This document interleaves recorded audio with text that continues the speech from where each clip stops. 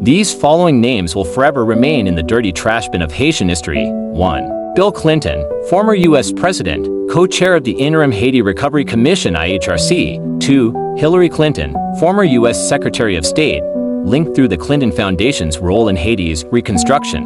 3. Michel Martelly, former President of Haiti, accused of corruption and mismanagement during Haiti's recovery. 4. Jean-Max Bellerobe, former Prime Minister of Haiti, co-chair of the IHRC, involved in handling Haiti reconstruction funds. 5. Laurent Lamothe, former Prime Minister of Haiti, tied to mismanagement and embezzlement claims during the recovery. 6. Cheryl Mills, Hillary Clinton's former Chief of Staff, involved in Haiti policy discussions through the State Department. 7. George Soros, allegedly connected to various international recovery efforts, indirectly accused of involvement. 8. Dennis O'Brien, Irish businessman and telecom mogul, who had business dealings in Haiti post-earthquake, sparking controversy. 9. Patrick Delatour, Haitian Minister of Tourism, involved in post-earthquake reconstruction efforts. 10. David Crane, a U.S. lawyer, appointed by Bill Clinton, involved in legal aspects of the IHRC's operations.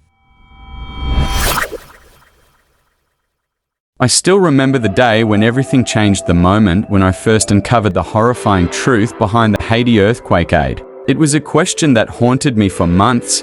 Where did all the billions go? The earthquake had left a trail of devastation, but the international response was immediate. Money poured in from around the world, billions of dollars promised to rebuild Haiti and give hope to its people. Bill Clinton, a former US president, stood at the forefront of the recovery efforts, vowing to lead the charge in restoring this broken nation. But instead of hope, Haiti's tragedy turned into something far more sinister. That single question, where did the billions go, opened a door to a dark and terrifying truth. A truth I wish I hadn't uncovered. You see, the billions that were supposed to rebuild a nation, to provide homes for the homeless, schools for the children, and hospitals for the sick, were stolen. This wasn't just about negligence. It was about deception, greed, and corruption on a scale so massive it sent shivers down my spine. And at the center of it all, Bill Clinton. But he wasn't working alone. No, there was someone else lurking in the shadows: Michel Martelly, Haiti's president at the time. Together, they orchestrated one of the most devastating scams in modern history.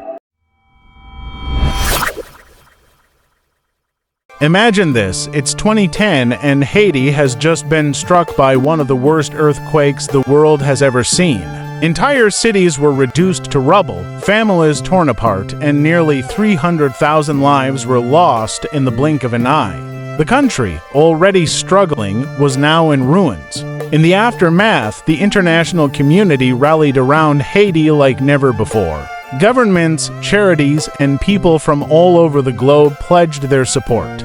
They sent more money than anyone could have imagined. The final tally was $13 billion. $13 billion meant to rebuild a broken nation. And for a moment, it seemed like hope was on the horizon. Bill Clinton, charismatic as ever, took center stage. He was named co-chair of the Interim Haiti Recovery Commission, IHRC, tasked with overseeing the country's reconstruction. With him at the helm, people believed that Haiti would rise again, but that hope didn't last long. Because while Clinton made promises of rebuilding, something much darker was happening behind the scenes. As months turned into years, Haitians began to notice something strange. Despite the billions of dollars raised in aid, the country was still in ruins. Entire neighborhoods remained in rubble. Families were still living in makeshift tents. Children were dying from preventable diseases. The hospitals and schools that were promised, they never came. Roads remained cracked and broken. And yet, the world believed Haiti was being rebuilt. How could this be? How could a country receive billions in aid and still look like it had just been hit by the earthquake? The truth was more horrifying than anyone could have imagined. Bill Clinton, a former president, a global figure, a man known for his charm and humanitarian work. On the surface, he seemed like the perfect person to lead the recovery effort in Haiti. Morning. Good morning. The need is more than apparent, and this earthquake happened Tuesday night. It's Friday morning now. Is there anything you can think of to help speed the aid that so desperately needs to get to Haiti? Well, first, let me say that there are 21 more search and rescue teams coming. The longer-term recovery cannot begin until we finish this search and rescue operation. Meanwhile, you've got all these homeless people, and we have to increase the capacity to distribute food, water, medicine, and shelter, but we also have to increase the volume of water, food, medicine, and shelter we have. The United States military has helped to make the airport operational. The Haitian government has recovered its decision-making ability. We're still clearing out the UN, our building where I was working. We still have a lot of people under the rocks, but I'm confident a lot of them will be found alive. We've got to keep doing that. So the main thing is you're going to see every day the capacity to organize this will be better. But meanwhile, you have more and more people who haven't had any sleep for 2 days, haven't had any food, haven't had any water, and they're walking around at night with no lights on, stepping over bodies, living and dead. In this environment, the most important thing all the rest of us can do is give even small amounts of cash for food, medicine, water, and for shelter. And we're also trying to do a little bit for protection. And we're getting the capacity is building up now to deliver this money. Some have suggested there's no need for donations, that people have already paid for whatever needs to be done with their tax money. Well, that's just not true. We give a modest amount of aid to Haiti every year, but the United States and other countries that have committed assistance have done it after Haiti. Keep in mind, year before last had 4 hurricanes that devastated the country, took away 15% of their income. Then they adopted a very modern and good economic program, which I was down there helping them implement, which we were trying to do largely through private sector development funds. I talked to the private sector people yesterday. I talked to the private non-governmental groups yesterday. I talked to the other government donors yesterday. They're all committed to going back to the original plan. But look, this is the worst natural disaster in this country's history. The United Nations alone lost more people in one day than have ever been lost in a day in the United Nations history. We've got to help them get through this. And I would just like to ask the Americans who hear that message that they don't need any help, how would you feel if other countries said that to you and you didn't know anybody with water, anybody with food, anybody with a roof over their head, and people were still looking for their loved ones buried under rocks? No, we need help. That's why I still want people to go to our UN site at clintonfoundation.org/Haiti earthquake, or they can just text Haiti at 20222 and give $10. Believe me, that is making a huge difference. That money immediately converts into medicine, food, and water. We need that. All right. Mr. President, we thank you so much for your time this morning, and good luck. Thank you. All right. To find more on the situation on the ground in Haiti, you can log on to Mr. Clinton's website. That's clintonfoundation.org. But behind that charming smile was a man who was playing a different game, a game of power, influence, and greed. Bill Clinton wasn't there to help Haiti. He was there to help himself and his friends. The Interim Haiti Recovery Commission (IHRC) had control over all the funds raised for Haiti's reconstruction. That means Bill Clinton had control. But instead of directing those funds to the people of Haiti, he approved projects that lined the pockets of foreign contractors, friends, and allies with deep ties to the Clintons. The contracts for rebuilding schools, hospitals, and homes weren't going to Haitian companies. They were going to multinational corporations who had nothing to do with Haiti. And the worst part? Many of these projects were never completed. Some weren't even started. It was all smoke and mirrors designed to make it look like something was being done when, in reality, the money was being siphoned off into the hands of the elite. As I dug deeper, I uncovered the shocking truth. Bill Clinton wasn't leading a humanitarian effort. He was running a business built on the suffering of an entire nation. And he wasn't working alone. Enter Michel Martelly, the newly elected president of Haiti, a man who, just like Clinton, promised hope and change for his people. But there was something off about Martelly from the very beginning. Before his political career, Martelly was a popular musician known as Sweet Mickey. He had no political experience, no background in governance. So how did he end up as president of a country on the brink of collapse? The answer is chilling. Michel Martelly was handpicked by the Clintons. He was their puppet, placed in power to ensure that their plans could move forward without any interference. From the moment he took office, it became clear that Martelly wasn't interested in helping his people. His loyalty wasn't to Haiti, it was to those who put him in power. The corruption ran deep. Under Martelly's leadership, what little money was left for Haiti's recovery was funneled into the pockets of his inner circle. Meanwhile, the people of Haiti continued to suffer, and yet, the world remained silent. Let's talk numbers. That's how much money was raised. Let's talk numbers. $13 billion.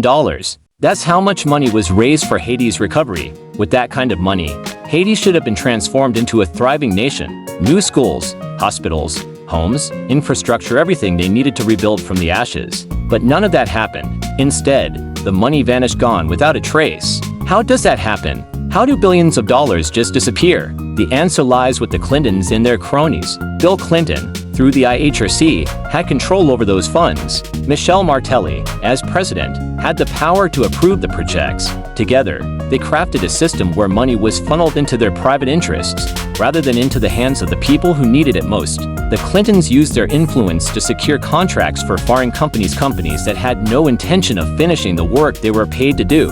And Martelly? He stood by and watched it all unfold, as long as he got his cut of the deal. But the real horror of this story isn't just the missing money. It's what that missing money represents. Every dollar that was stolen, every project that was left unfinished, meant more lives lost, more families left homeless, more children who would never get the education they were promised. It's a crime that goes far beyond corruption. It's a crime against humanity. The more I investigated, the more I realized that this wasn't just about incompetence or negligence. This was a deliberate, calculated scheme to exploit a nation in its most vulnerable state. Bill Clinton, Michel Martelly, and the people around them had woven a web of lies so intricate, so well-designed, that it was almost impossible to unravel. On the surface, everything looked legitimate. The IHRC held meetings, approved projects, and released reports showing progress. But it was all for show. The projects they approved were carefully selected to ensure that their friends and allies benefited, while the people of Haiti got nothing. Construction companies were paid millions to rebuild schools and hospitals, but many of those buildings were never finished, or worse, never even started. Martelly, meanwhile, used his position as president to protect the Clintons and their interests. Any opposition to the IHRC was quickly silenced. Journalists who dared to question where the money was going found themselves targeted, and all the while, the international community stood by, unaware or unwilling to acknowledge what was really happening.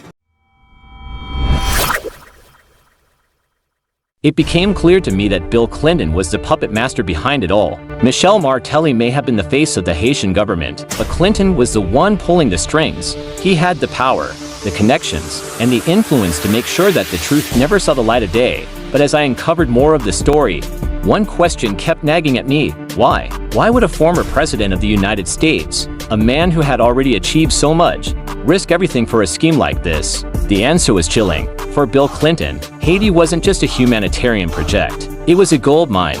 Through the IHRC, Clinton and his allies had access to billions of dollars, money they could control, money they could direct to their own interest. And with Martelly in place, there was no one to stop them. The truth is, Haiti's suffering was nothing more than a business opportunity for the Clintons. They saw a nation in crisis, and instead of helping, they exploited it for their own gain.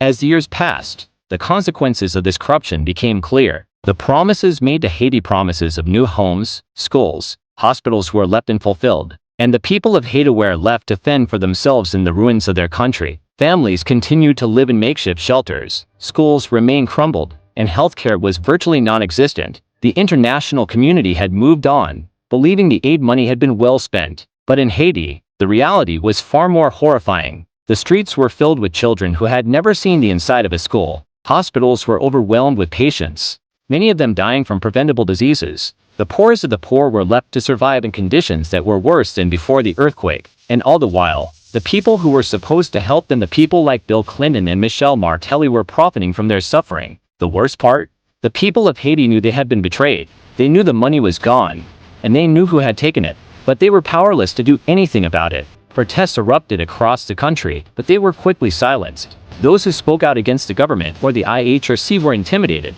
harassed, or worse. It was a nightmare that no one could wake up from. And for the people of Haiti, the horror wasn't just in the corruption, it was in the hopelessness. The billions that had been raised for their recovery were gone, and there was no one left to help them. The promises of a better future had turned into a cruel joke. And the world had moved on, leaving Haiti to rot. As I delved deeper into this horrifying story, one thing became disturbingly clear: the world knew. Governments, international organizations, and powerful individuals were aware of what was happening in Haiti, but they chose to remain silent. Why? Because speaking out against the Clintons and their allies came with consequences. There were whispers among those in the know. Journalists who had tried to expose the corruption found themselves blacklisted, their careers ruined. NGOs that dared to question the IHRC's decisions suddenly found their funding cut off. Even governments were hesitant to criticize the Clintons, fearing diplomatic repercussions. The web of influence that Bill Clinton had spun was vast, and it stretched far beyond Haiti's borders. And so, the world turned a blind eye. The billions raised for Haiti disappeared into the pockets of the elite, and no one was held accountable. The people who had profited from this tragedy continued to live their lives of luxury, while the people of Haiti were left to suffer. It was a global conspiracy of silence, one that still sends chills down my spine. Because if something like this could happen in Haiti, who's to say it couldn't happen anywhere else? Today, Haiti still bears the scars of that devastating earthquake, but the real scars are the ones left by the corruption that followed. The billions that were supposed to rebuild the nation are gone, and the promises made to the Haitian people remain unfulfilled. The Clinton Foundation, the IHRC, Michel Martelly, they've all moved on, leaving behind a trail of destruction that will haunt Haiti for generations. But this story isn't just about Haiti. It's about something much bigger. It's about how the powerful exploit the vulnerable, how promises of hope can be twisted into tools of greed and corruption. It's about how easy it is for the world to look away, to ignore the suffering of others, as long as those in power are protected. I wish I could tell you that there was a happy ending to this story. I wish I could say that the people responsible for this horror were brought to justice. But the truth is far more terrifying. The people who profited from Haiti's suffering are still out there, and the nightmare they created is far from over. The people of Haiti were betrayed by those they trusted the most, and that betrayal will echo through the country for years to come. The billions are gone, the promises are broken, and the nightmare continues. And that, more than anything, should leave us all feeling deeply unsettled. As we come to the end of this disturbing story, it's impossible to overstate the depths of betrayal that the Haitian people have endured. Bill Clinton, Michel Martelly, Jean-Max Bellerive, and Laurent Lamothe, names that should have symbolized hope, relief, and rebuilding have instead become symbols of unimaginable greed and corruption. Billions of dollars were donated by compassionate people around the world after the devastating earthquake in 2010. This money was meant to rebuild homes, schools, hospitals, and lives. But instead, it disappeared into the pockets of the powerful, leaving Haiti in a state of deeper poverty and chaos. These men, Clinton, Martelly, Bellerive, and Lamothe, stood at the helm of this operation. They promised hope, they promised recovery. What they delivered was despair and devastation. Bill Clinton, the former President of the United States and CO Chair of the Interim Haiti Recovery Commission IHRC, had the world's trust. He was the face of international aid efforts. But under his leadership, the billions intended to rebuild Haiti evaporated into mismanaged projects and questionable contracts. The Clinton Foundation's involvement in Haiti's reconstruction raised serious concerns about conflicts of interest, yet no one was held accountable. Clinton and his allies profited while the people of Haiti suffered, left with empty promises and crumbling infrastructure. Michel Martelly, a man who became president of Haiti in the midst of crisis, was no savior. Instead of leading his country out of despair, he plunged it further into corruption. His administration was mired in scandals, with accusations of money laundering, drug trafficking, and ties to violent gangs. Martelly, rather than using his power to uplift his people, used it to enrich himself and his cronies. He too benefited from the international funds that were meant for Haiti's recovery, while his people continued to live in squalor. Jean-Max Bellerive, the Haitian Prime Minister during this critical time, and Laurent Lamothe, who followed him in office, were just as complicit. Both men had direct control over the billions of dollars funneled through the IHRC, yet under their watch, the funds were siphoned off into fraudulent projects and corrupt deals. The few projects that were completed were shoddily constructed, unsafe, and often left unfinished. It was clear that the priority was never the people of Haiti, it was always the money. These men had an opportunity to change the course of a nation's history. They had the power to rebuild Haiti, to restore hope, to make a real difference in the lives of millions. But instead, they chose to line their pockets, exploiting one of the worst disasters in modern history for their own gain. They stole from the poorest of the poor. They stole from those who had already lost everything. And they did it with impunity. It is a crime that cannot go unanswered. We must not let their betrayal fade into the shadows. We must keep asking questions, demanding accountability, and spreading the truth about what really happened in Haiti. The world needs to know the faces behind this tragedy, and the Haitian people deserve justice for the devastation they continue to endure. If this story has moved you, if you believe that the truth must be told, I urge you to subscribe to this channel. By subscribing, you help us keep these stories alive and hold the powerful accountable for their actions. Haiti deserves better. The world deserves better. And together, we can continue to fight for justice.